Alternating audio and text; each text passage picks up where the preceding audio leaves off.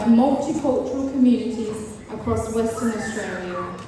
She leads the social impact consultancy JanAliDer & Co, where she works closely with migrant and diverse communities to advance inclusion and equity. Today, Sara will share her reflections on the contributions of Hazaras in Australia and the importance of meaningful community integration. Please join me in giving her a warm round of applause.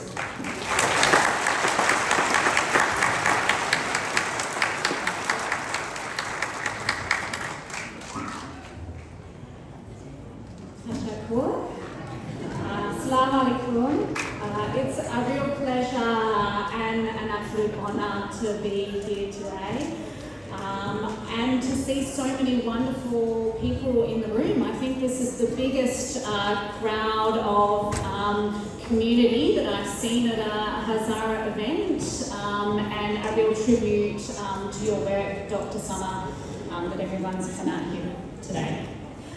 So before I start, I would just like to personally recognise the impact that we've heard spoken about of your work in your health profession and your ongoing work to advance human rights. And it's an honour to have you here with us in Western Australia today. So thank you, Dr. Summer. I'd also like to acknowledge that we're standing on the beautiful lands of the Wضعیت people and pay my respects to elders past and present. I was very privileged to have been born here in a place that is home to the oldest surviving culture in the world. For 60,000 years, Aboriginal people have been caring for this land here. And for the last 250 years since colonisation, they have been fighting for their human rights too, in the face of systemic oppression. And in this sense, Hazaras have much in common with our Aboriginal brothers and sisters. When we talk about human rights in Australia, it's important that we reflect on the privileges that we have here in this land that we all call home. Dr. Summer's story reinforces the importance of us using these privileges to speak up for others and to take practical steps towards improving their situation. Dr. Summer's life is one of combining words with action.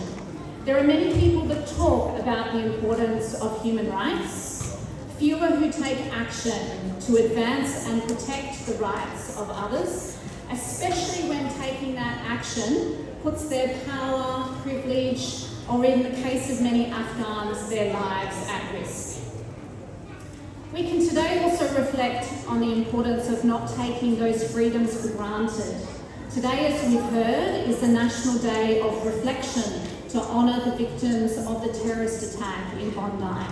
These terrible events remind us of the work that we all need to do as Australians to protect the way of life that we have here, our rights to religious freedom, of political opinion, our right to feel safe, whoever we are and whatever our cultural background. Now, I know that you know this well. Marrying into your community to a man from Banyar and having two Hazara Australian children of my own. I know that you know this well. I know that you fled from the same terror that we saw at Bondi, and I know that you know that the same men who target our Jewish brothers and sisters are the same men who targeted your families, stopped your girls from getting an education and forced you from your home. The journey to Australia has not been easy for the Hazara community. It's a story of sacrifice, loss and trauma. And this struggle, I know, is ever present with the continuing human rights abuses that you see back home and the many struggles for those who've arrived here as asylum seekers and have not been met by welcome through our detention policies and our offshore processing system. But today is also an opportunity for us to reflect on the positive sides of the story. And like Dr. Summer, Your story as Hazaras in Western Australia is one of resilience, hope and courage. And for Australia, for all of us, it is a story of contribution. Knowing many Hazaras, I've witnessed the many ways in which your community here has contributed to Western Australia. The first generation of Hazaras working hard, setting up lives for themselves, setting up businesses. It was wonderful to see all the business sponsors that have made this event possible here today. And then the next contribution of Hazaras, the lawyers, the pharmacists, the ministerial advisors, all from your community and many of them women. You do not take your freedom for granted. I've seen your focus on education, especially for women and girls in your community. This is a priority for Hazara families, and I have no doubt that many of you take that inspiration from people like Dr. Summer.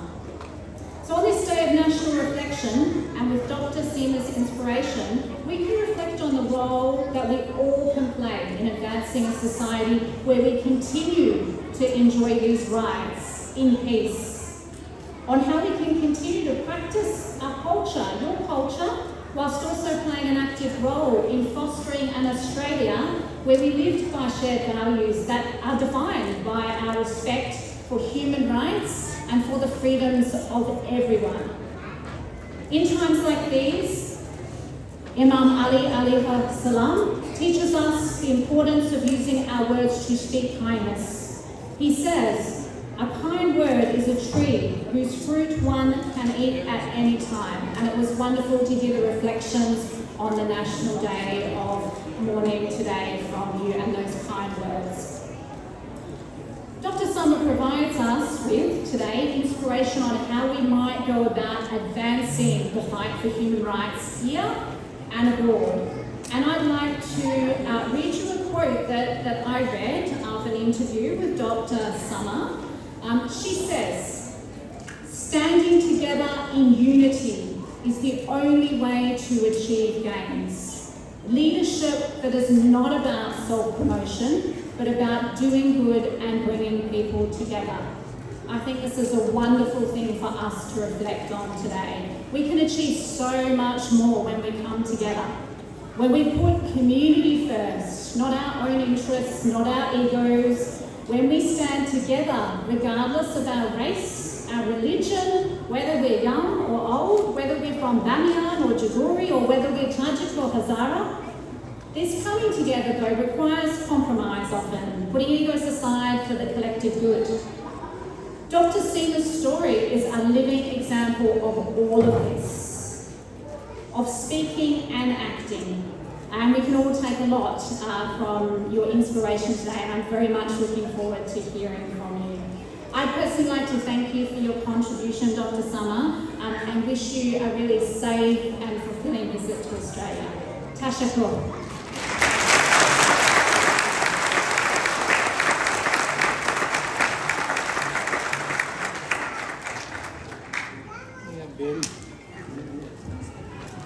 Thank you so much, Sara JanAliDer, for that wonderful presentation on the importance of integration in our community.